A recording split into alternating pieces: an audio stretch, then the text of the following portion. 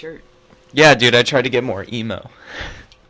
And you're more Dipset while I'm more emo. Yeah. I'm more Orchid and you're more Cameron. Combine the two, maybe. Honestly, imagine an Orchid and Cameron collab. I can't. I don't think that's possible. It doesn't make any sense. No. I have no fingernails to open this. Would you like me to open it for you? Oh, you got it. Okay. I was trying to be emo yesterday. I was wearing a beanie, which I never do. Oh, but I was so like, emo. I was like, I feel sad today. Yeah. So I was like, I have to wear a hat. Yeah, you have to be emo. And it felt really unnatural, because I never wear hats, and my head was itchy. Well, that's the thing about being emo is, like, you kind of have to be, like, it's very existential, so you have to kind of be, like, uncomfortable. Like, skinny jeans and tight shirt and beanie. Yeah. That's uncomfortable as fuck. But people probably like beanies. Do you ever wear? Yeah, I wore a beanie today. Well, the reason why it's, like, it's been under 20 degrees when I leave for work. So I'm like, my head is cold. Yeah. And then at work, my hair gets caught in the yarn. So I have to put a beanie to protect my fucking hair from the yarn. Fair. Otherwise, it'll eat it. Yeah. But yeah, so I've been wearing beanies lately. But for a while, when I was like peak skater, I would wear beanies all the time. And honestly, it's crazy. Like, I don't know if this is some kind of arrogance, but I feel like I set the trend of wearing the beanie above your ear. I was doing that like way before. You were really rolling it up. I was rolling that shit up. Yeah.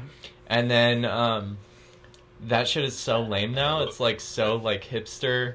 Yeah, you're seen as like more hipster the more it's rolled up. Yeah, the higher level and you're like at. more at risk it is to like jump off your head. That's like how hipster you are. But remember like twee hipster where it was like the beanie that was like unrolled and it was like hanging off like your head? And it was like Portland hipster with like the flannel. It's really a whole different era. It was a completely different era, and also that kind of has the classic hipster. That is classic hipster. But I appreciate that. No, they kind I of do. had their look was like kind of like very specific. Yeah, it was like They're like, this is what we are. It kind of has its roots in like or like emo fashion because they were wearing skinny jeans, and they'd have the beanie the same as like the MySpace emos would have. However, the difference was it was like more blue collar, where they'd have like a flannel. No, the twee hipsters. They'd have the flannel, and then they'd have the Chelsea boot. Twipster. The Twippies. Yeah. Well, Twee's gonna have a comeback. Twee. Yeah, I didn't know how to wear a hat. I was like, how much do I roll this up? What kind of beanie was it? I was kind of struggling. It's a Carhartt beanie. Carhartt. Okay, Carhartt beanie kind of... Carhartt beanie has a interesting kind of fold because it's like... Let's get into that fold. Let's get into the Carhartt beanie fold because I've had a couple Carhartt beanies in the past and I've lost them. And that was when I was like living in Spokane and I was like cosplaying like blue collar. You got a Spokane beanie right there. I do have a Spokane beanie. So this is how I wear this beanie. If I'm wearing it, sometimes, well, okay, it's kind of like my hair is very powerful, so kind of like... Yeah, dude, it's like, you don't really... You got such great hair, it's like you don't want to, like, cover it up. Yeah. But that's a look in itself right there. Yeah, you just kind of wear it like this. So, like, honestly, the hipster way to wear a beanie now is covering your eyebrows. That's the hipster way now. It kind of looks like condom head, though. Yeah, it is kind of condom head, and then, like, but that's all beanies. If I don't pay attention to it, then it's peak condom head, where it'll rise above my ears. Yeah. But, yeah, so... That's just the look. Spokane represent... I kind of like this beanie. I like beanies like this without the fold. Yeah. A beanie without the fold, nobody's really rocking that. You don't really need that fold. No, fuck a fold. It's like... Fuck that fold. It's a paradox because it's easy and hard being different. Wait, what? It's easy and difficult to be different. It's easy to be different. But it's also difficult. But it's hard to be authentically different. Exactly. But then it's also like kind of poser like to be like, my clothes are like a peacocking of my differentness. When it's like, actually not giving a fuck is peak different. You know what? You talked about this last time too. Did I? I remember because you were like, I wanted to dress differently, but then I realized I could just like express myself. You were like, I need to dress the way that more expresses who I am, but then you were like, or I could just like behave who I am. Did I talk about that on last episode? Yeah, it was just like a quick statement. Well, dude, it's definitely been like. Let's cover that ground again. Fuck it. Fuck it. We can go. Let's in depth. just talk about the same things. Yeah, honestly, because the same things have been like repeating them. Well, There's nothing new. There's nothing new. There's nothing new. Because all right, Kanye crash out. He had the same crash out like 2-3 years ago.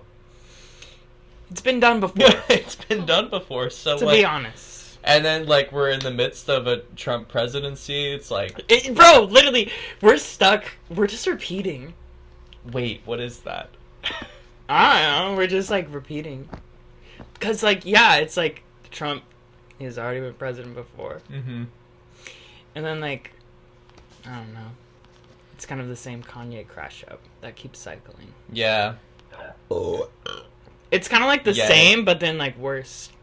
Yeah, it is actually worse. Well, I think it was like this was our destiny, but then like Joe was able to get in for like 4 years, and he kind of like put that on pause for a minute.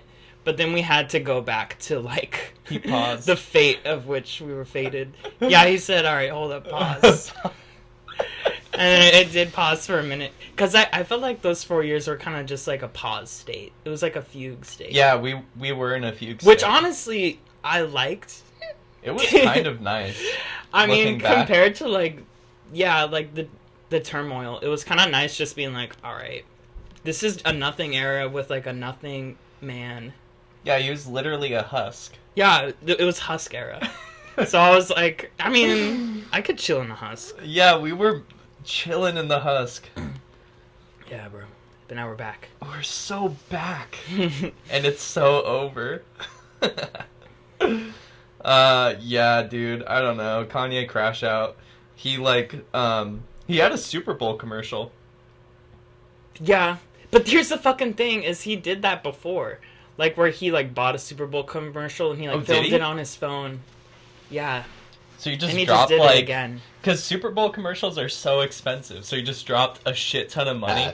And I didn't see the Super Bowl commercial, I just heard about it, where he was like, I spent all my money on this grill, so this is the commercial. And then it ended. It's getting annoying, honestly. It's so annoying. It's very attention-seeking, and it's just like, guys, watch me, like, shit my pants. Guys, watch me do something, like, disgusting right now. I just did it, and you're like, okay. Yeah, it's like eating... Well, I don't even know what it is. It's just attention-seeking behavior. It's like toddler Dude, literally, we're like... It's toddler behavior. We're in the midst of, like, being... Like, the people who are at the tippity top are toddlers. It's really strange. We got Kanye. But they're also, like, old. You know? Yeah, I don't understand. We got Elon. They need people like us. Yo, we're old souls. Let's run for office. Okay. Okay. Yeah. I'll be the first pro-emo presidential candidate. Emo uniform for everyone. Yeah, I'm gonna run on the emo party. Or else you go to jail. Yeah, and the color will be black. And everybody gets a pair of Converse. Or Vans of your choice. I'm down with that. What's some other emo shit? Everybody has to wear all black. Uh-huh. Well, so, can there be variation in the emo? Can you have, like, the MySpace emo? Because... Can there be different, like, that's genres? The thing about emo, dude. Like, you don't want to be a fascist black metal person. Emos are anarchists. Yeah, so it's their like... roots are in the DC underground hardcore scene. If they're anarchists, is the emo dress code no dress code for anywhere? Yeah, you kind of... Abolishment of all dress codes, like in the military, like in... Yeah, you can wear whatever. Any, like, private schools, there's no dress codes there anymore. God, that's so... Because no rules. YOLO. That brings up an interesting thought experiment, because, like, what if there was an emo president? What would that really look like policy-wise? Because this is your field of expertise. I don't know if it is anymore. You know who was probably kind of emo? Who? This guy, Beto yeah. O'Rourke. He was like, okay. yeah, I skateboard. Oh, he was a skater? Yeah, but how much was he really? Yeah, could he kickflip? Was he posing? I don't know, but I think he was just saying, yeah, I'm a skater.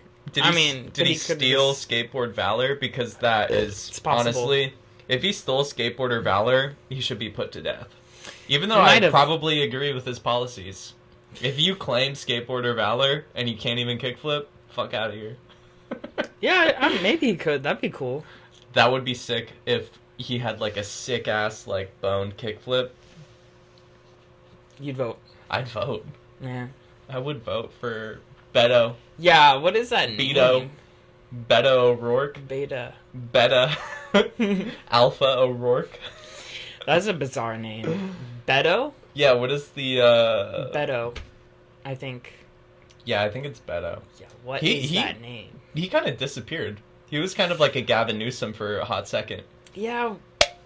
Well, I mean, he just lost. There's probably like a million other people that I don't remember their names, really, but they were there. So mad. We miss you, bro. Come back. Miss you, bro. Shout out to Beto. Come on the pod. Beto, come on the pod. We can discuss skateboarding and emo music. Yeah, I mean, possibly. Honestly, we do need a, like... I don't know if we need, like, a Gen X hardcore straight edge president, or if we need, like, a millennial MySpace emo president. Well, we're in the boomer Reich. We are in the boomer Reich. So they're just, like, aging, but they're not aging gracefully. They're not like, okay, I'm 80, like... Yeah. We've been priming the new generation to take our place, This is the way of the seasons. They're just like, we're fucking holding on. And we're not letting anyone in. And so, like, we haven't even hit the wave of the Gen X wave yet. I think we might skip over Gen X. And just go straight to millennials. Yeah, we're gonna skip straight over Gen X, because, like, honestly, what have they done? Because the boomer... They were just under the boomer thumb. Like, they were under the boomer thumb. They're under the boomer Reich. We're still under the boomer thumb. We all are. The boomer thumb is so evil. The boomer thumb runs deep. Pause. It does. It does go deep. It goes deep as fuck. Yeah, so... Because we're still, if you think about it, we're still just in the shadow of, like, culturally, the 60s. Yeah. You know what I mean? We are. Like, if you think about it. Yeah. Well, okay. We don't really have, like, a plan of action for this podcast, but we did mention, like, before recording astrology. Mm-hmm. Well, here's the thing about the boomer generation, right? Yeah. So the majority of the boomer generation was born under Pluto in Leo, right? Okay. Pluto in Leo. And then the sign opposite to Leo is Aquarius. So we just entered Pluto into Aquarius season for the next 20 years. Pluto. Pluto in Aquarius, right? So, the boomer generation is one of the few generations that's going to experience a Pluto opposition to their own natal Pluto. Pluto is the planet of, like, the underworld. It's associated with, like, Hades. Yeah. And, it's, like, the farthest planetary body in our, like, established solar system. And, like, the mythology is all around this kind of, like, transformative, almost traumatic undertaking of going to the depths of hell and potentially coming back out on the other side completely changed. It's like a death and rebirth. However, the boomer generation, all of them with Pluto and Leo, like, they're old as fuck. Like, the death and transformation is the death of them leaving their body and transforming into, like, some other type of, like, spiritual energy. What that will look like, I don't know, but they're gonna die. I know. All the boomers in the next 20 years are going to die. This will actually be a seismic event for the country. It's gonna be insane. Really, because everything, it'll just be like the whole era that defines this era will have passed on, and so then Identity Crisis World War III, something like that, American Identity Crisis. We are kind of at the precipice. We're at a turning point. Turning point indeed. What will it look like? I don't know. It's up to us. Well, okay. The young. Back to astrology, right? Step up to the plate. 2025. All of the outer planets basically change signs for a period of time. 2026, it's set in stone. All of the outer planets have officially changed signs. So on a collective level, that means there will be a shift. Yeah. So, Neptune, Uranus, Pluto, and then also Saturn. Those are all very collective planets because they move so slow. So people with Saturn moves at 3 years, it changes sign. So it takes 30 years to go around the entire sun or whatever. And then Uranus, it takes 8 years. Neptune, it takes 16. And then Pluto, they all have there's variation between each of their cycles between each sign. Pluto spent 12 years or something, or maybe 10 years in Scorpio, but it's going to spend 20 years in Aquarius. Anyways, all of these planets change signs, so it's going to have a ripple effect on our earthly consciousness. And last time Uranus was in Gemini, which is what it's going to move into 84 years ago, World War II. 84 years before that, Civil War. And Neptune was also in Aries at that time. So we're going to have Neptune in Aries and Uranus in Gemini, which is the signature of the Civil War, which is crazy as fuck. Pluto takes fucking 200 plus years to go around the sun. So that was French Revolution was the last time. So it's revolutionary times, brother. Yeah. And what's so annoying about Elon Musk is he's just we're having a revolution right now. It's oligarch revolution, and it's so annoying because they're so annoying and gross. So I hope they die. Did you see the Elon? he's Gen X. He is a Gen X. He's very Gen X. He's so Gen X cringe. I know. Even the whole changing Twitter to X. Yes, dude. Oh, and it's just X, bro. It's X not is even so anything. cringe. It's so oh, we're edgy and He's just really peak cringe. You cannot force being edgy, and he is lord of forcing being edgy. Mm-hmm. Did you see the press conference of him? I almost sent that to you. When he's just standing right next to Trump, and then Trump's just just being Trump or whatever, just doing, and then he's just spazzing, ranting with his son. Yeah, his son's name is X. Yeah, that's pretty awesome. And he had a all black "Make America Great Again" hat. He's dark gothic MAGA. He is dark gothic MAGA, dude. That's what he called it. Dude, when he said that, I was wow, he's got a dark side. Yeah. Ooh, wow. What do you think's gonna happen? I don't know. Oh, I was trying to remember this thought. Well, bro, think about it this way. You have Christ. Okay. Christ. But then you have Antichrist, which pretends to be him, but is actually achieving the opposite aims.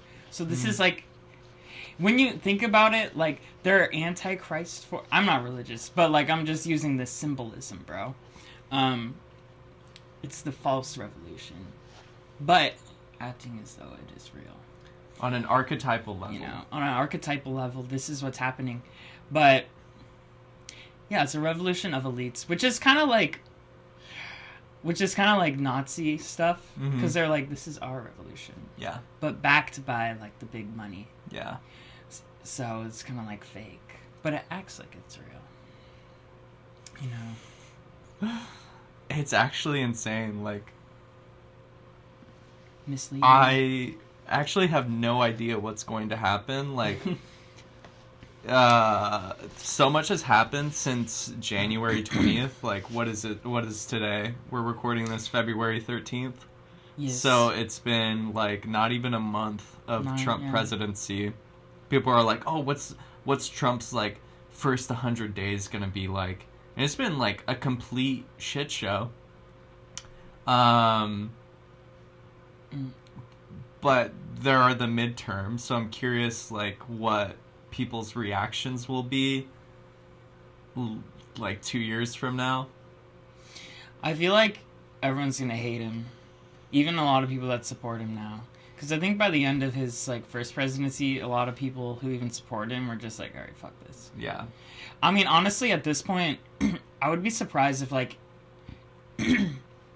any U.S. president going forward could get, like, a universal approval. It's probably just, like, their side supports them, like, through the election, and then, like, their approval steadily declines. So I feel like that's our future. Yeah, people are always talking about, like, the pendulum swinging back. And I think the pendulum is just, like, that's going... like where it's at. It's going... I feel like that's what it's going to be. Remember at, like, Spokane Falls, they had the big pendulum in the math building? No. Anyways, there's a big pendulum in the math building. But I feel like maybe when a pendulum swings, it's, like, going back and forth and back and forth, and then, like, it starts going faster. Yeah. So we're in this, like, middle period where it's just, like, reverberating between two extremes. Mm-hmm. And then eventually something's going to have to, like, break. Yeah. Or something's going to have to stop. And people being like, oh, we just, like, the Democrats piss me off so much. Like, I hate every single Democrat. I hate all politicians. They're all, like, slimy lizard people. The only people that I do, like, kind of... Well, I supported Beto Bernie. O'Rourke. Beto, dude. if he's a skateboarder that can kickflip, dude, he's got my vote till the day I die. But, like, I was like, yo, Bernie's so sick. I'm gonna send him money. Mm. And then all that shit just, like, fell through the fucking floor or whatever. I don't know. It fell through. And then Bernie's like, oh, this is going to be my last term as senator. So, like, Bernie's going to be out of the question. Trump's going to be out of the question because, well, unless he becomes, like, dictator, and then he's like, I'm just going to be, like, FDR, but, like, Republican version, and I'm just going to take over the entire government for, like, 4 terms. Whatever. And then he'll die. And then he's just going to leave, like, a lasting stain on the government system. I don't even know what the fuck's gonna happen, but it's so, like... It's so frustrating because people are like, egg prices. Egg prices are going through the roof. Dude, I went to the store before... I don't buy eggs. Well, I go to the food bank because I can't afford food. Mm-hmm. All my money goes to rent and gas because that's all I can afford. I basically make money so I can afford to live in the place that I do and pay for gas to get to my job. Like, it's just like what's the snake eating itself? Ouroboros or whatever. It literally like actually I'm not saving any money for anything. Like, I'm not buying myself shit. Yeah. I'm buying my way to have a job, to continue to have a job. Like, so I can live in a place close to my job, and so I can pay for gas to get to my job. Yeah.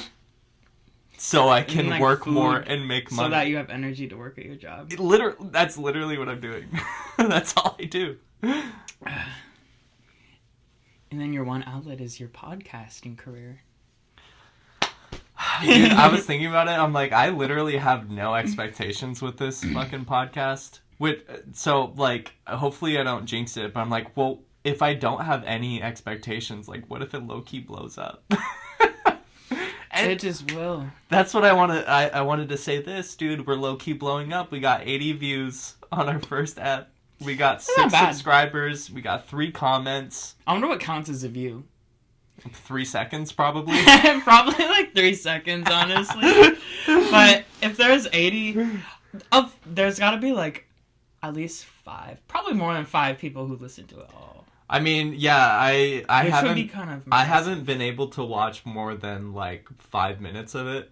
I'd like try. I'm like, let's see what like. I've probably done like 5 minutes. Yeah, I'm like, I actually can't. Like, I hate listening to myself. Yeah, I'm like, I don't care about my opinion. I thought I seemed so dumb, dude. Yeah, and like I was also like, I'm not saying anything. I know, and I was like, I kept hyperfixating on like the silences between each like sentence and the amount of ums and likes I said. Oh damn! Yeah. And I'm like, that'll fuck you up. Yeah, but I should just not give a. I don't care. Fuck it. I don't give a fuck. Yeah, that's what you do. Whatever happens, dude. Yeah. Wait, are we still recording? Yes. I was trying to. What was I thinking? I don't know. Politics. No, I feel like so. This is what they wanted, one way or another. Because, like you said, I was talking to you. I don't think it was recorded. Like, it seems as though there's little opposition. There's no opposition right now, so that leads me to just think like, oh yeah, they're just down with this, and so this was destined. The person that was elected as the DNC chair, Hakeem Jeffries. This is like a name I've heard, but I have no idea who this is. So I've heard his name too. I kind of like that name. He's got a cool ass name, Hakeem but he's Jeffries. Kind of like a wet towel of a person where he's like his prerogative is to just get the good billionaires back on his side. He's like, we need the Mark Cubans to get on our side again. Like, it's basically just pandering to the billionaires. Which, there was already, like, a ton of big money involved in politics already, but now it's just, like, so blatant. It's just, like, reaching really comical levels. It's actually insane how comical it was, because for so long it was, like, conspiracy. For so long it was it was hidden. But now it's just, like, again, like, when Elon was right next to Trump, I was just like, this feels like a skit. No, actually. It's like SNL. Yeah, where it's like not even funny. Yeah, dude, where SNL to make a skit about it, it's just like it wouldn't even be funny because it's just like you can just watch the real thing. It's the real thing is so unfunny that it's like you can't help but laugh. But like SNL would try to make it funny that it would just like miss the mark. It's just like, yeah. But yeah, there's no real opposition. Like the Democrats just want to get the billionaires back on their side, we gotta pander. We gotta up our pander game. Well, maybe we can be the next billionaires off this We can pod. be the change we want to see in the world. Oh yes, bro, let's do it. Let's become billionaires. Entrepreneur mindset. Okay. Yeah. Yeah. Fuck it. Off a podcast. Mm-hmm. Yeah, we'll be the first podcast billionaires. Well, maybe is Joe Rogan a billionaire? He'll probably get there. I don't know. I don't know. Probably not yet, but he'll probably get there, honestly. Fuck Joe Rogan. Bro, he's literally just a chill guy, and he's like a neutral he's so neutral, converser. Dude. He's so neutral. And he's just like a guy that likes UFC. Yeah, he likes smoking weed and UFC, he's bald. And he's bald and sweaty. And that's all. He just likes comedy. Yeah, bro. And he's a great comedian. Bro Rogan. Yeah. The voice of our people. Mm-hmm. What if he was emo? You're emo right now. I'm leaning into the bit. I'm trying to be more emo. You're the emo. Yeah. I'm gonna be the emo Joe Rogan. Emogen. Imogen Heap. I was thinking the same thought. Imogen Heap, dude. I've seen more people talk about her. She's been having like a resurgence. She's very talented. She is. Respect. Respect to Imogen. Is that how you pronounce her name? I don't know. It might be Imogene. But it might not. Imogen. Heap. Imogen. Heap. Imogen Heap. Someone's quirky. I'm corked up. God, okay. Okay, what else were we thinking? Algorithm? Oh yeah, you wanted to talk about algorithm. The algorithm. So, what are your thoughts on this? Well, we've had some like behind the scenes discussions about the algorithm. Mm-hmm. Bro, humans are just algorithms, bro. But just for a flesh computer. Yeah. So no, true. I hate that sort of thing. Flesh computer, meat computer. Yeah. So people believe that though. Well, okay, so I had this like schizo rant in my journal, which I told you about, where I was talking about how I have like an addiction to images, where I like deleted Instagram for like 4 days. Bam. And I had this like desperate urge to look at images. So I have Pinterest, and like the only interaction I had with images was like saving them to like a board. Yeah, and that's like cool. creating like an aesthetic vibe. Mm-hmm. And it was just this like desperation to look at pictures. Eventually I got back onto Instagram. Instagram's algorithm is the only algorithm that I really have any type of like fuck with that algorithm. The algorithm fucks with me, to be honest with you. It fucks you. It does fuck me. It fucks me hard. Because Yo, pause, bro. Pause. No, I need to pause the algorithm, bro. The algorithm needs to pause because like can't. It's actually crazy. Like I feel like it's in the ether of the world where it's like the algorithm just like reverts you back to this like base human like instinct where it just like plays off of like the lowest part of your brain. What's that called? Medulla. Brainstem? Yeah, the brainstem. Oh no. I feel like I've heard like the brainstem down like the spinal cord maybe is like controls like primal instincts. Yeah. That might not be true. I feel like I've heard that as well from like Huberman. Where it's just like the lowest part of your brain where like the brainstem meets the brain. Medulla oblongata or type shit. No, I think medulla is something. I think it's something. Anyways, I don't know where it is. Brain. But yeah, where the brainstem, like all that like primal like base desire. Instagram algorithm. You don't like. I don't even think. There is not a thought in my brain, and I just click on like big butt twerking, or explosion, or what was like food, and like also yummy like food. I don't see this on Instagram, but I would get sucked into this is. Like embarrassing, like just satisfying videos. Just like people like messing with slime. Yeah, slime, dude. Like stuff like that. Yeah. I don't see that on Instagram, but like I've seen it. I can get stuck watching that. Mm-hmm. Just like satisfying, or like someone just like cutting something. Just like no, yeah, in a very perfect way. Dude, it'll other videos. Why is that stimulating? It'll be like people putting like colorful water in glass bottles and then rolling it off a roof and then it breaking. Have you seen those videos? Or people fire. like I haven't seen that. A glass jar full of marbles and then they roll it down until it breaks and then all these marbles go everywhere. That's like YouTube Shorts or like Facebook. That's like very kid brain. It's just like, what happens if I like roll this? No, literally, dude. And so just like it's just like ooh ah. Yeah, dude. Exactly that. Yeah, I like that stuff. But yeah, it's cool. Just like big booba. Yeah. Big explosion, yummy food, and then slime. Yeah. Where is slime in the brainstem? Like what? I don't know. What does that tap into? If you were to hypothesize. Yo, something really deep and primal that... Like primordial goo? Primordial soup. Yeah.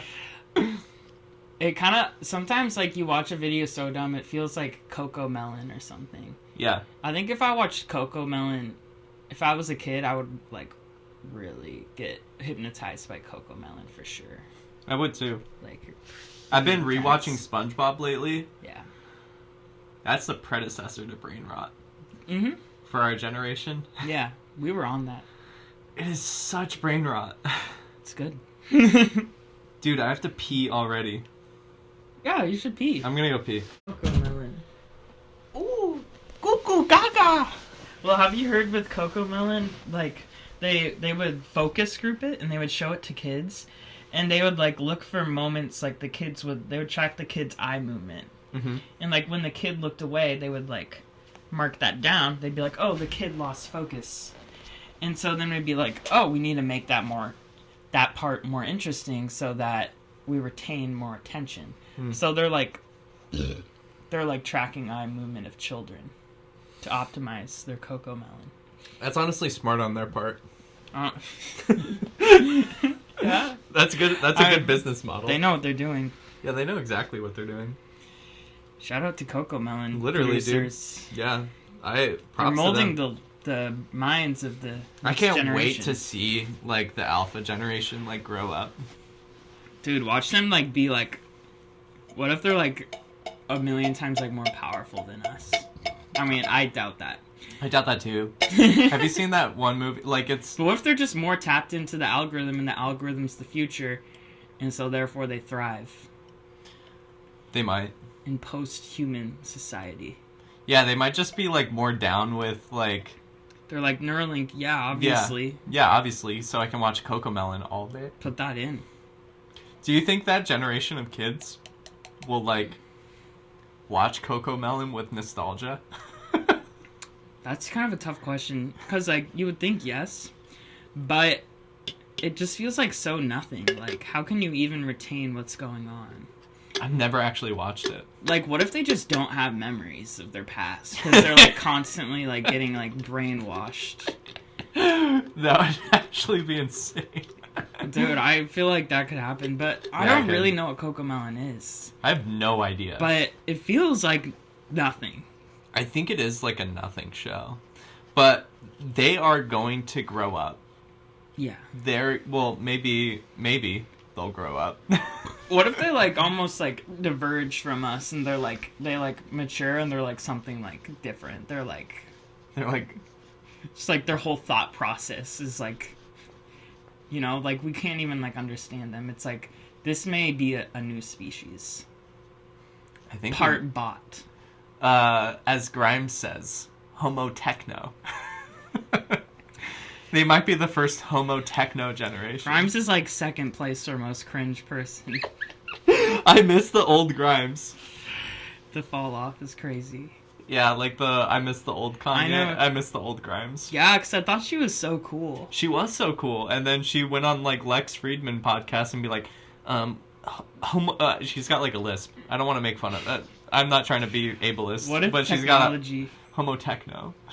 Oh, Homo Techno. Wow. Oh, that's so crazy. I mean, that literally, she's like right, but like it's cringe. She's so weird, bro. Yeah, she is weird. But like I love weird people, but like she's weird in an annoying way. It's an annoying way now. But honestly, props to like alright, shout out Grimes. Like, shout out to Grimes. Fuck it. Shout out to Grimes. It makes sense that she was with Elon though. Unfortunately, when it happened, it didn't make sense, but then like it made too much sense. I just need her to like make music again. Like I don't give a fuck how like weird you are. I feel like she makes I don't music. even really give a like. I do care about politics and shit. Like actions do speak louder than words. Like we were talking about last episode. Like I can't listen to R. Kelly anymore. But if you're gonna spew like some weird shit, well, Kanye's like literally a Nazi, which is crazy. So I don't listen to his music anymore. And also, it's bad. His music is really bad now. But if like Grimes were to come out with like a stellar, undeniable album, it's like okay, like go off, like be cringe. But like there are no, you know that it's so dumb.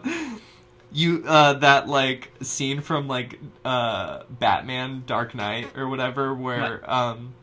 They're like you either die a hero or live long enough to see yourself become a villain. You're like, it's so true. It's actually so true. Like all of these art, Morrissey, cringe as fuck. Like xenophobic, hates Muslims. He's so weird.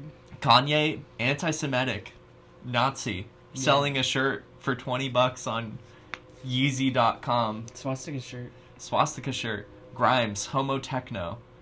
I just wonder, like, was Grimes actually, like, always cringe, but I just didn't know, or did it evolve? I think it evolved. I think it evolved, honestly, because, like, yeah, I feel like her music got worse, and, like, One thing I think about is like kind of like her album art or even like her stage costumes and shit. It just, I don't know, it looks stupid and like tacky. I don't know if you know what I'm talking about, but it's all these like fantasy things, and I'm just like, this looks like a bad video game art design. Mm-hmm. Meanwhile, like the earlier stuff looks like more like I'm just a crazy DIY girl, and I was like, that's cool. Yeah. But now it's just like, what if like robots flying, but like also what if I was like a fantasy princess, but like also I was like an alien. It's like kind and of I'm cosplay. Just like, all right. It's like fanfic cosplay. Yeah, it's kind of. And for me, I'm just like, this seems dumb. Well, like a predecessor to Grimes was Bjork, and Bjork has remained to be like cool as fuck. That's true. Even if I haven't been listening to like her newer music, but like I support Bjork like through and through. I support Bjork. And she has like built this world around her. Mm-hmm. Like she's a world builder. And then also Bjork like kind of sick as fuck. Remember that? I don't know if you remember. She like punched a reporter in the face. Yeah, I've seen that. Like that's sick, dude. She was like going through a divorce and was just crashing out, and she had like her baby, and she was like getting off a plane, and then like the reporter was being like annoying as fuck, so Bjork just like punched her. That's cool. It's cool as fuck. Meanwhile, Grimes is being like, I'm a politician now, or like I have a view of the world. Like I feel like I got important thoughts. I have important thoughts. Like that's one thing about Bjork. She's just like, I'm not trying to stand on a pedestal to like preach anything. She's just like, I want to make my art. Yeah, and you can listen to it if you want. Like, I feel like an artist can preach things, like, but I don't know. It's such a fine balance. Yeah, I don't know. I'm trying to think of like an artist who really started getting preachy, who didn't become annoying. Chappell Roan. But what if she becomes annoying later in her career? It's true. She's very early on in her career. But because like again, Kanye, like he would say like things that were like politically conscious for like his time, and people were like, "Oh damn, he said that." That's true, because he was like, George Bush don't care about black people after Katrina. That was an iconic moment. But then I feel like he just like equated like saying statements like that. It was almost like, oh, saying like this got like a reaction. It's kind of like the same as being like, I love Hitler. Yeah, true. And it, because I don't know. Or I don't know psychology. But it was like, oh, I'm going against the grain. Mm-hmm. You know? It's almost like he just loved going against the grain. Did he even really mean what he said? Well, it all comes into question. Here's maybe... Nowadays. Well, the reason why I bring up Chappell Roan is because, well, maybe it is similar to Kanye, where it's like, she is like so new on the circuit, or like in the mainframe, where she's like already like taking a political stance and has been taking like a stance on certain issues where it's like her fans have been like infringing on her privacy and being like really weird and finding out where her sister works and stuff. This is always what happens. Yeah. And there are like other people, like there are artists now that have very like strong beliefs that aren't cringe now, but they haven't really had the time to become cringe. I feel like Ethel Cain is maybe another example, but I'm trying to think of like past examples, and the only person, maybe two people, David Bowie and Frank Zappa. Because they were kind of in this, they were in Those are good examples. They were in like a past way of like media where they would have to go on like talk shows. And like Frank Zappa was not scared to go on talk shows and be like, you guys are stupid as fuck Reagan, like all this shit. Yeah, there's like a clip of him that's been going around again. Yeah, he remained integrity. Yeah. He remained having integrity. Yeah, I feel like David Bowie and Zappa. Yeah, well, I was just thinking, like, if you have a political view and, like, you're a massive artist, like, I feel like if you were too political and, like, attacking the establishment, then maybe they would just, like, not promote your stuff. Or they would try to get you to just, like, conform your message to a support. establishment while you're pretending to not. So I don't know. It might be impossible. It might be impossible. I mean, so much But of you can still be politically conscious, but maybe like you would just be doomed to not having a super massive career because they would never really accept. Grimes was always. She hasn't really. She has like a big following, but she was never like mainstream like a Chappell Roan is. No. And I don't know what that is. I'm not super familiar enough with like Grimes' career. I do like her music. But I can't think of like any other artists that like have devolved. Well, she was like an underground. I mean, like as big as you can get, I guess, while still retaining the label underground. Yeah. It's like underground, which way indie queen, quirk queen. It's that meme where it's like which way Western man. It's like cringe lord or sellout, where you just like something like that. Maybe it's that. I don't know. Because, like, Hollywood and, like, the music labels and stuff, like, they are, like, socially liberal. Like, they're not gonna... Like, imagine, like, a Chappell Roan being, like, super conservative. And, like, even Taylor Swift, who, like, has such a big following and such a big audience, probably breaching the gap between both political parties. Like, I'm sure there are Trump voters who listen to Taylor Swift, but like don't agree with her like politics.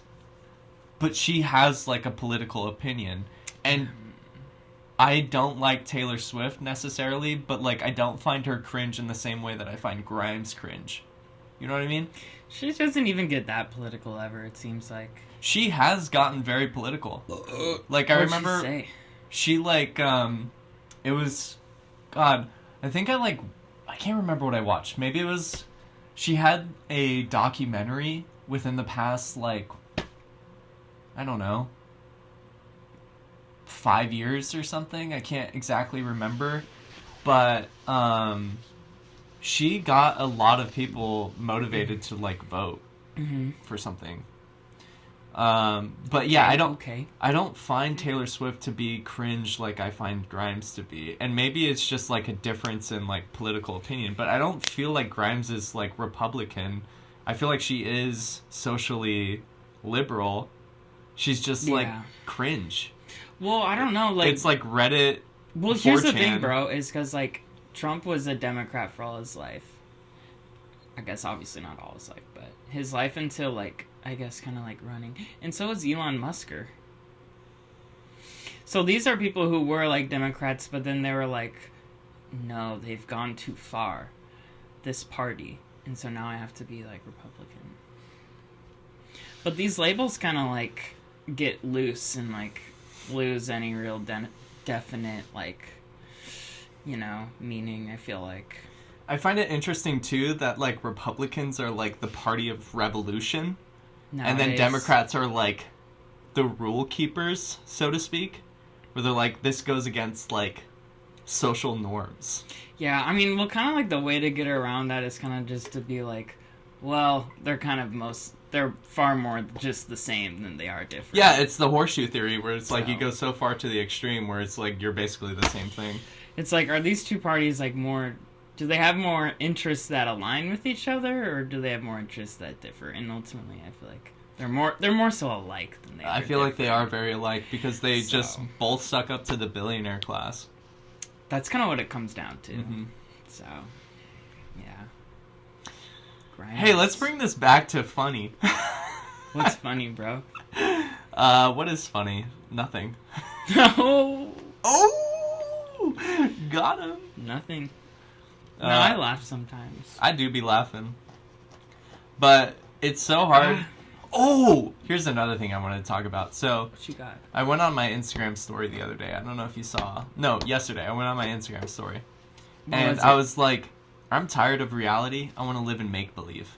Mm-hmm. Like, and I don't see any harm, actually, in living in make-believe. Like, obviously, you can be, like, super schizo to the point where, like, you are so detached from reality.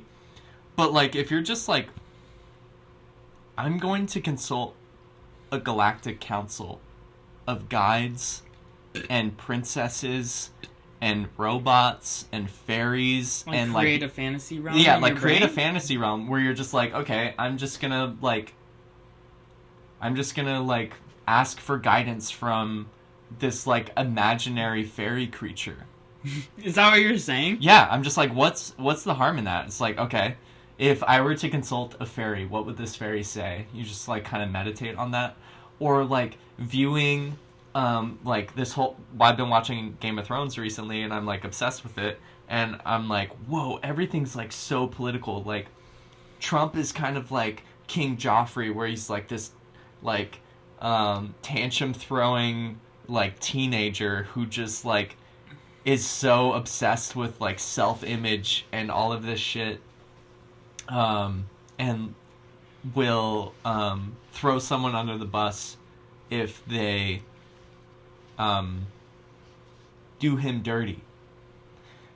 So I'm just like, Game of Thrones. Like, it's all like, you can just live in fantasy and still be a part of reality, but you can view it from a different kind of like lens. Like, you can put on the fantasy sunglasses and be like, okay, I'm gonna consult my galactic council.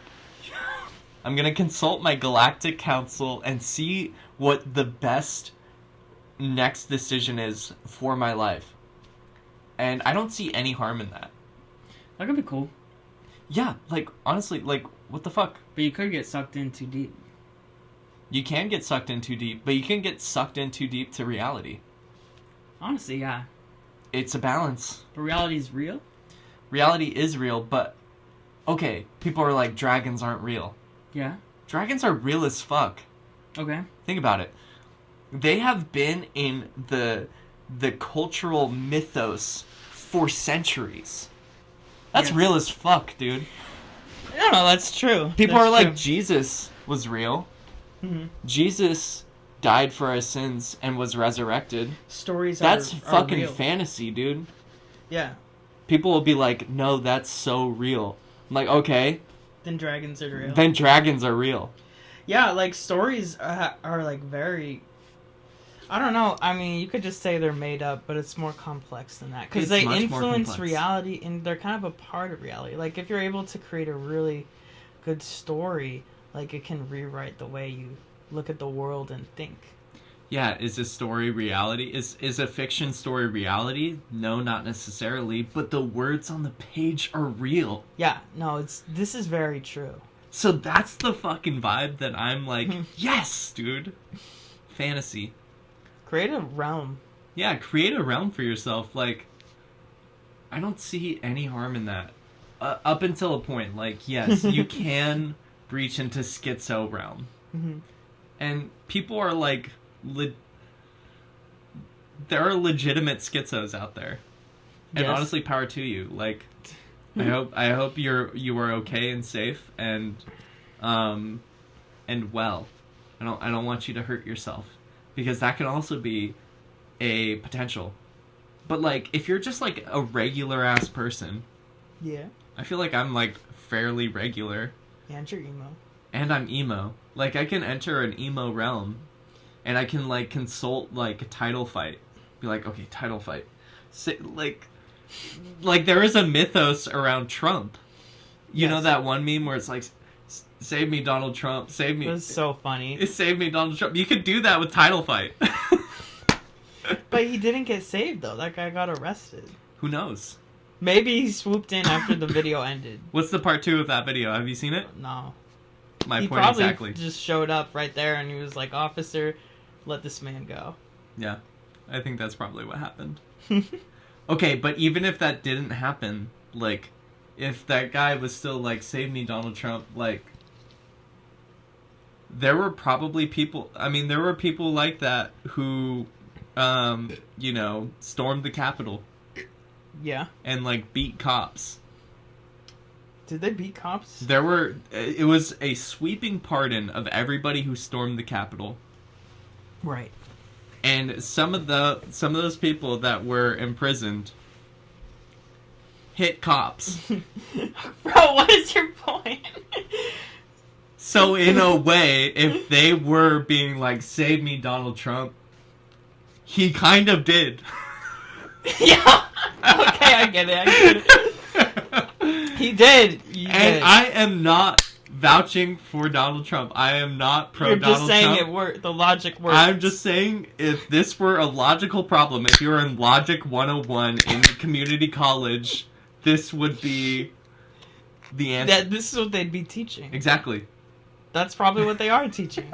Yeah, that's exactly what they're teaching. It probably is. You could probably go there right now, and they'd be using this very example. Yeah. Honestly, bro, that adds up. It does. The math works. Logic. No, I've been trying to tap more into reality because I feel like I phase out of reality. I'm saying there doesn't have to be a difference between reality and fantasy. They're intertwined. They can be intertwined at a healthy level. Like, instead of praying to Jesus Christ... You pray to Title Fight? Pray to Title Fight. Do you like Title Fight a lot? I do like Title Fight. However, I like Title Fight more in the past, but I found more bands that I like more. But, like, would you pray to them? Like, would you, like, feel like they're a source of, like, power? I'm just giving examples. But, like, so did you pray to a fairy? No, I haven't yet. I'm just like... Okay, yeah, but it like holds that power for you. Okay, what we were talking about earlier, where it's like on an archetypal level. On an archetypal level. If you want to operate from an archetypal level, like, okay, what does a dragon represent on an archetypal level? Just fucking awesomeness. I was obsessed with dragons when I was a kid. Dude, same. I love dragons. Yeah, dragons are so sick. But okay, cool. What is a dragon? A dragon is a big ass lizard that can fly and breathe fire, and it hoards gold. Yeah. It doesn't even use the gold. Nah, it just wants it. It just wants it. Why and then it attacks anyone that tries to get that gold. That's kind of weird. Why do they do that? Why? I don't know. Greedy bitches. Greedy ass bitches. Dude, did you ever watch Beowulf? That movie? Yeah. Beowulf, that was awesome. Dude, I thought that movie was like crazy. Real people. And it was like animated. It was animated. Yeah, that was kind of bizarre because it was like one of the first like CGI. I don't even know if they don't. It was like a full on CGI movie, but it wasn't like being like I'm CGI like a cartoon. Yeah. It was like I'm CGI but like real. I don't even think they do that. Like they nowadays. Like Angelina Jolie was like a CGI character. Like they completely copied Angelina Jolie for that movie. They did, bro. I remember and then Beowulf fucked her and they gave birth to a golden dragon. What? You don't remember that? Nah. Yeah. I don't know if it was golden dragon, but they gave birth to a dragon. And then he fought the dragon? Yeah. Okay, yeah. Pretty sure. I remember that. But that shit was so fucking sick, dude. Dragons are so cool. Yeah, they do on an archetypal level represent awesomeness. Yeah, they do. And they exist. They are in so many stories. Okay, like a so troll, what is it? An elf. The hero slays the dragon. Okay. Right. So like in the story, you're reading a story of a hero slaying a dragon. It's from the perspective of the hero. You slay the dragon, and you rescue the princess. So it's like, okay, what if you pray to both dragon and princess and hero? Your brain's like the hero cycle. Yes. In a way. Because you are as much the hero as you are the dragon, and you are as much the dragon as you are the princess. Yo. Sure. Yes. No. Yes, 100% sure. So you're praying to all these... You better do this. Okay, I will do this tonight. Alright, yeah, tell me what happens. Alright, next podcast, dude, we're gonna dive into, like, my experience of praying to dragon, princess, and hero. And robot. At the same time. At the same time. Pray to robot? I'm gonna pray to robot, dude. What? Okay. Pray to AI? Not AI, robot. Okay. Okay, did you ever have an imaginary friend? See, I don't really think I did. I had an imaginary friend, and I called him my robot friend. Yeah? BMO. Not BMO, robot friend. But similar to BMO from Adventure Time. However, he was like the retro robot where it was like the box head, box body, and then like the like puffy arm. Yeah, puffy arm. So I had robot friend. And he was my homie for a while. Shout out to Robot Friend. You don't like, he didn't have a name? No, it was Robot Friend. Alright. And one day, this is so like ingrained in my brain. One day my mom was like, you haven't talked about Robot Friend in a while. Like, what happened to him? And I was like, oh, I threw him in the trash. Do you remember doing that?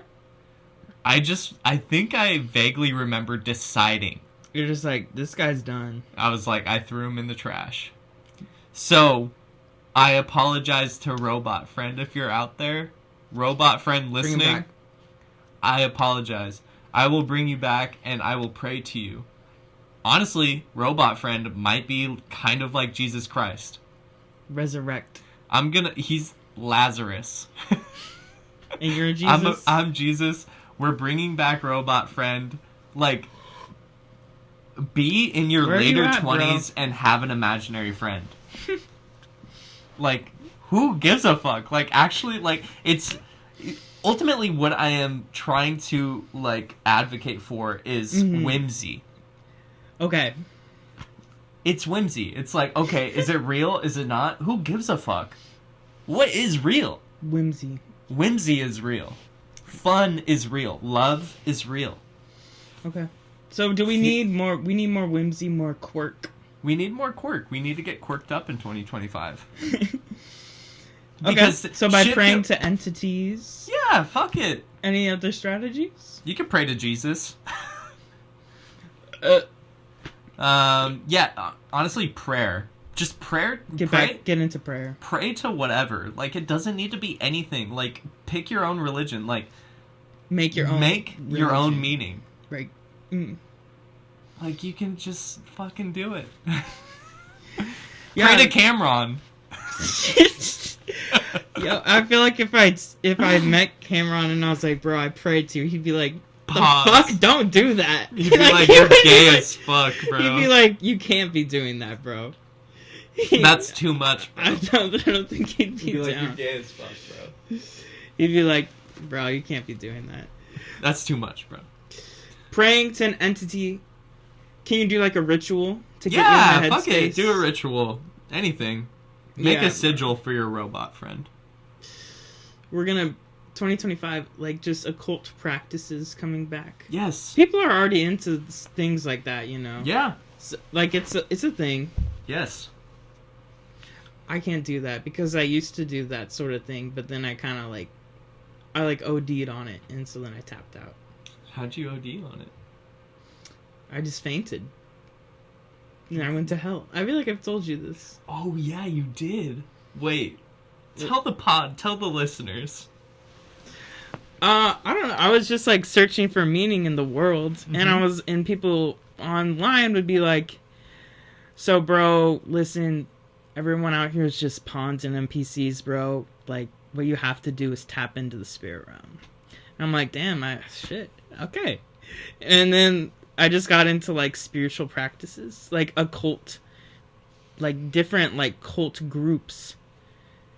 There's so many throughout history. The Golden Dawn? Yeah, I researched a bunch of them, and I was like, all right, I'm riding with the Golden Dawn, because they know what's up. I don't know. And then I would, like, do their rituals. What kind of rituals? What would be... Well, it'd be like...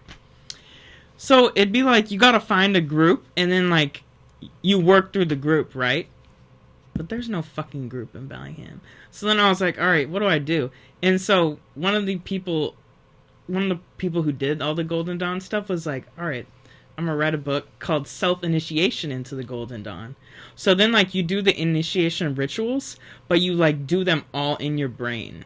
So you gotta, like, envision, like, all these symbols, like, pillars, dude, and, like, dudes in hoods, and, like, they say stuff to you. But instead of meeting them in person, you gotta visualize them yourself. So then I would imagine all these rituals, and I initiated myself and did stuff like that. And you went to hell? Well, it just like, then I started like really thinking like spirits are really real, because like I was opening up my third eye in a way. Yeah. And then at one time I spontaneously fainted and fell to hell. And then like I felt like I was there for eternity. And then like I just was like, all right, none of this is real. And then I just was done. See, that feels like too like real. What I imagine in my head is like cartoons. Yeah, like more of like a fun, because like I was taking it really seriously. No, don't take it seriously at all. Like, just imagine like a cartoon robot or like cartoon dragons. Like, don't think about like creepy ass dudes from like and like hoods like saying hoods, like weird. I was like, I gotta take this in order to dude, ascend spiritually. Fuck that. But yeah, and then I was like, no, just imagine cartoons. That's what I'm saying. Like a cartoon fairy. That's chill. Cartoon Jesus. Cartoon dragons. Cartoon robots. Yeah, like, so like the emphasis is more on just like, you know what? I'm being whimsical. Yes. Versus like, I must like meditate for 3 hours tonight. Yeah, no, I feel like you should not take spirituality seriously. You gotta have rule number 1, have fun.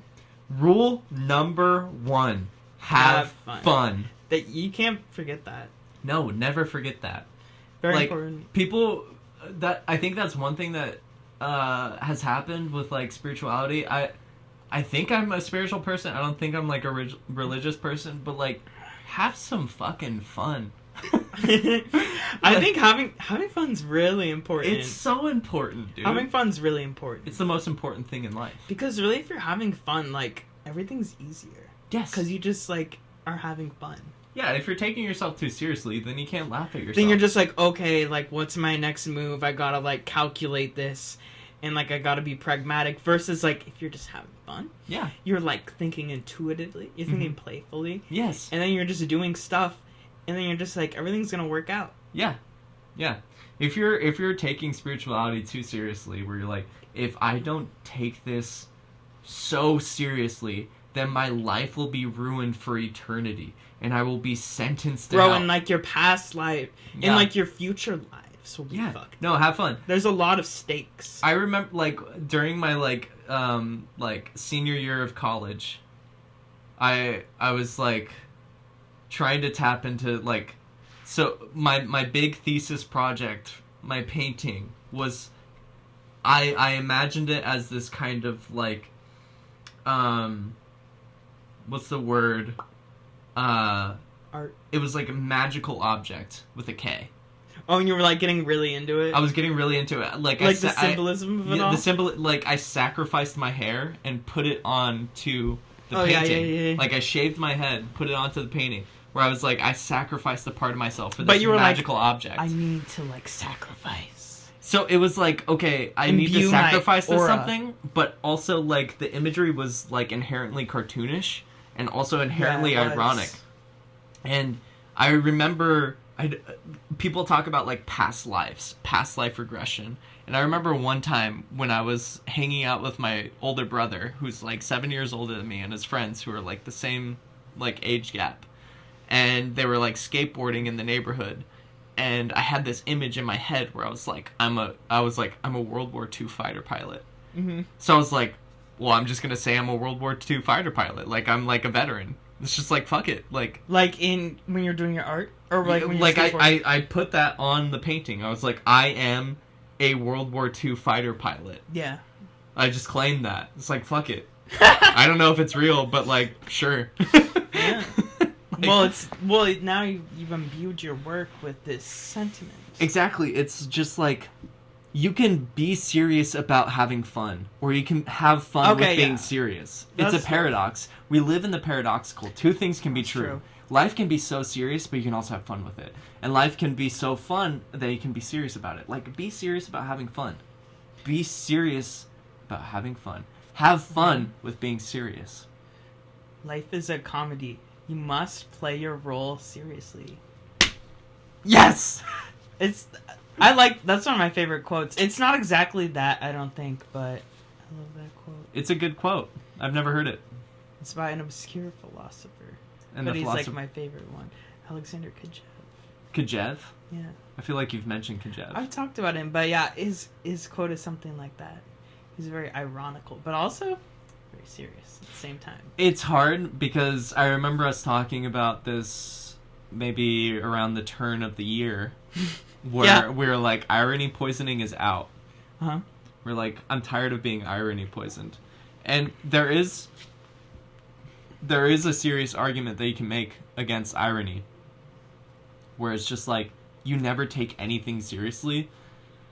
But there's also an argument to be made about taking everything so fucking serious. What if you take irony seriously, though? Take irony seriously. Honestly, I don't know if the world is irony poisoned. Here's my thing. I thought about this, I think, when you brought it up. I think the world might actually be sincerity poisoned. You think so? I'm curious. Yeah, bro. Like, people, like, making videos of them, like, crying about all their emotions. They're like, this matters. And I don't know where I even see, like, hyper irony. Like, in memes, like, but, like, obviously it's a meme, though. Like, in like, if we think about, like, what's creating our worlds, are, like, our politicians ironic? Or, like, is someone like an Elon Musk a hyper sincere person, and that's what makes him so annoying? I think you might really be onto something.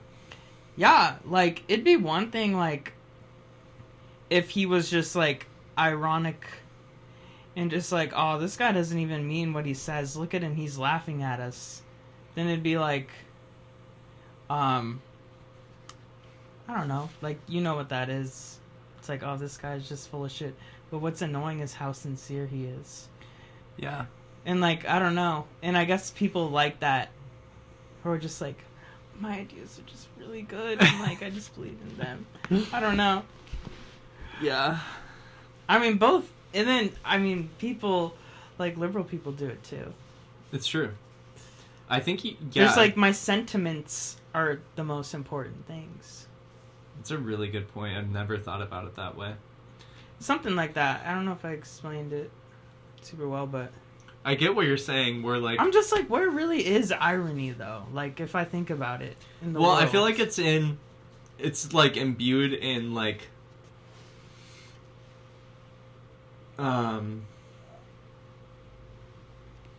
take someone like our friend. Take a figure like my old roommate. Uh-huh. I think he's hyper sincere in a way, though. I think you're Actually, really right. That's kind of what's more so going on. It's so sincere, like, it's so sincere it almost comes off as ironic, maybe. Yeah, it seems like such a weird balance of being, like, sincerely ironic and ironically sincere. Yeah, it gets blurred. It gets really blurred, and, like, what is the balance between being, like, genuine? Like, I feel like there's a difference between sincerity and genuine, like, being genuine. Yeah. Sincere is almost kind of like... It's genuine, like, unconscious. Genuine is, like, deep. It feels like to me. Sincere is almost like having more to do with, like, emotions which come and go. Or what do you think? Yeah, I'm thinking of, like, it being unconscious, where, like, being sincere is being like... The unconscious kind of just, like, manifests, where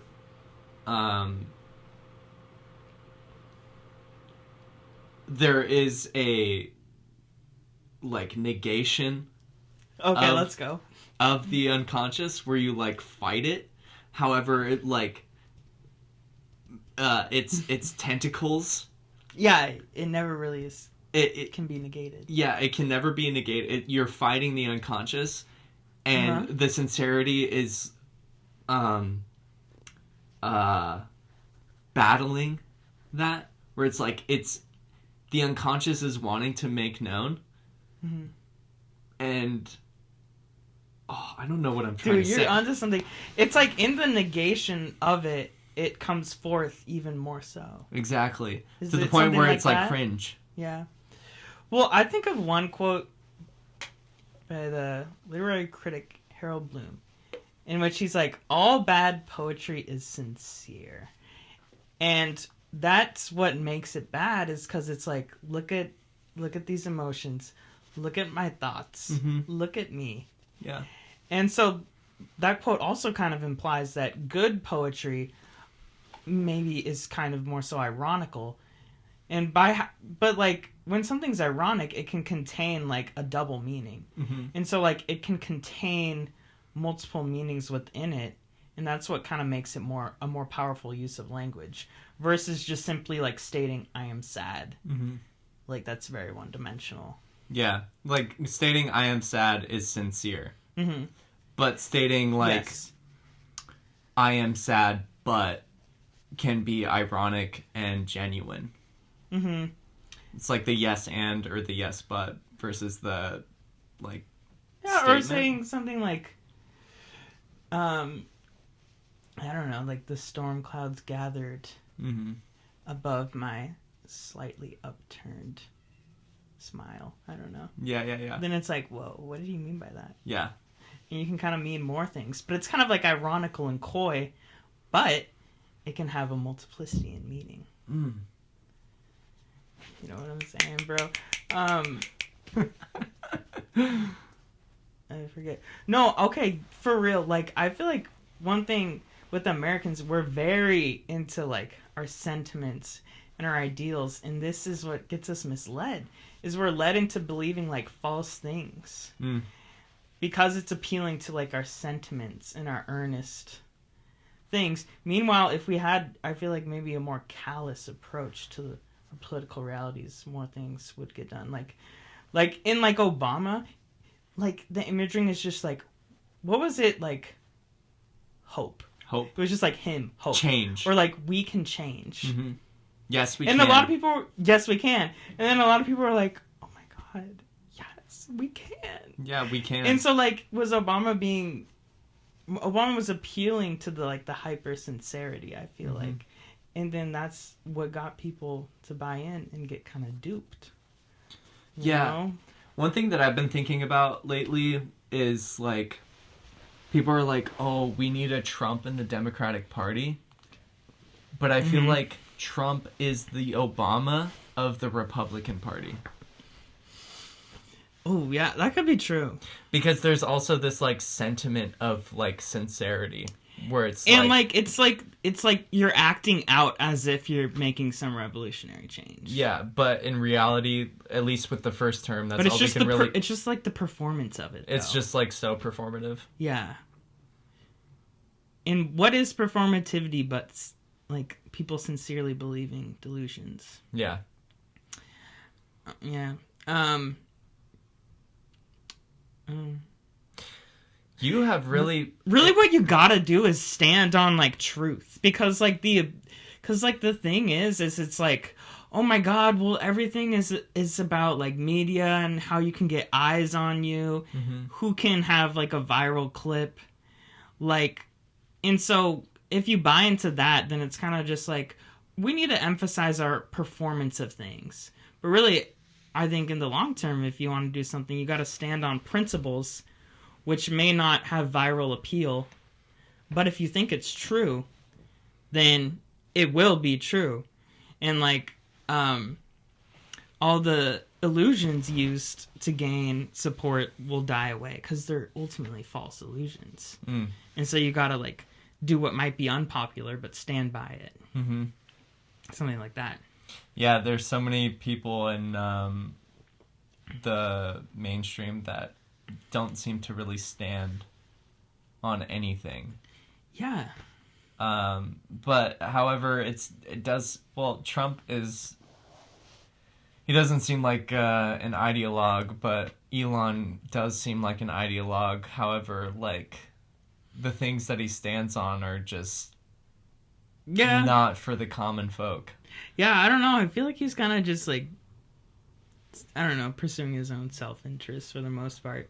Yeah, and I feel like that's a billionaire's prerogative, is to just, like, stand on their own self-interest. I mean, you mentioned Bernie. I mean, I don't think he's perfect, but I think one of the things that got his appeal was that he, like, stood by principles over really a long time. Yeah. And so then people were like, okay, this guy actually believes in something that's kind of refreshing and nice. Yeah. Yeah. And, like, he has a long track record of this. Mm-hmm. So, and I support him. I think that was partly why people didn't like Kamala, because, like, what did she actually believe in? Exactly, you know? And, like, all of these, like, Democratic people, like, what do they actually believe in? And, like, the whole strategy for getting elected then is, like, how do we somehow convince people...